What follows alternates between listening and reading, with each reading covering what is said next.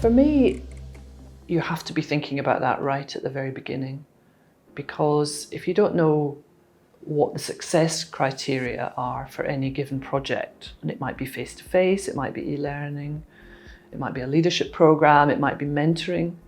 What is it you're trying to achieve? If you don't know what that is at the outset, then it's very hard to retrofit any kind of evaluation that will determine what impact your intervention has had. One of the key challenges for L&D is the fact that we've come to rely on measuring throughput. So if you like, bums on seats. I have noticed a lot in the past when, for example, I've been judging the Learning Technology Awards. There are so many good projects out there, and the hurdle they often fail on is the lack of impact data. So, you need to be asking those questions at the start in order to be able to measure. Ideally, you might do some kind of research before you launch a program. That will give you your baseline data, and then you can do it again afterwards and measure the impact, the gap in between. What difference did it make? Did people change their behaviour as a result? Have their attitudes changed? Do they now understand why it's important not to take shortcuts when you're dealing with cybersecurity? So I think it's about weaning us off that approach, even though LMSs, etc., will provide that kind of data quite easily, and more data analytics. But it's weaning us off the approach of how many people have done X and thinking more about what difference has it made. Now, to me, that's a conversation to have with whoever is commissioning the learning intervention at the start of the discussion. What are the success criteria? How will you know that this has been effective? So they will hopefully give you some measurement ideas where you can start to follow it through in a meaningful way. Defining the success criteria for any project has to lie with the people who are saying that the course or learning intervention is needed, or performance has to change. You need to be able to ask that person, those people, what is the ideal world? What does it look like? What are people doing that they're not doing now?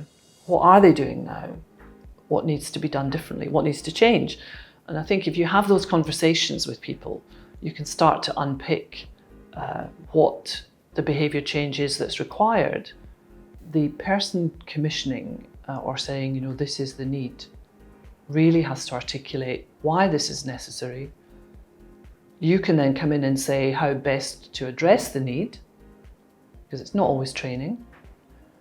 One example, in the BBC, for example, when I worked there, they changed the expenses system. They didn't want people doing it on paper anymore. So they were going to devise a training program to show people how to use the new online system.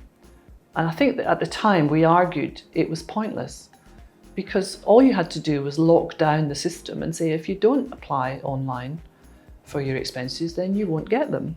And that'll change behaviour very quickly. So you do need to be thinking about, what are you trying to achieve, and then how best to achieve it. But it is a partnership between L&D and the business.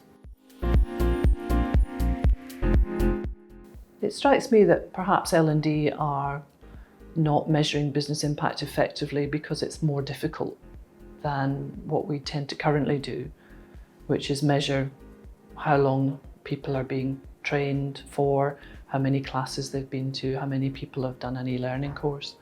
As you can pump that data out of an LMS now quite easily and run reports and follow up.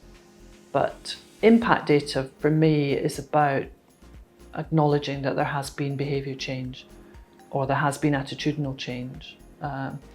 One of the best ways to do that actually is to do a benchmark survey before you launch any programme, and then do a follow-up piece of research. And then even if that's attitudinal, you can still measure some kind of difference in the before and the after, but don't make assumptions. Just look for things that would actually be different. It takes a bit of time. It's not just about Kirkpatrick happy sheets anymore. It's much more than that now. We need to have the confidence to ask the right questions. That's more challenging in some situations than others. I know of one large car manufacturer who does a lot of face-to-face training for sales room, showroom people. Their whole business model is based on how many people attend face-to-face training. They want to go digital and do more e-learning, but there is no incentive to change that. I think also we could be tapping in much more to learners themselves and finding out what they think they've learned and sharing that. People, if you think of Amazon or social networking sites, people share things all the time. I really like this because, well, can we get to a stage where we're doing that in L&D, where we're not afraid to say, how would you rate this course or e-learning or whatever?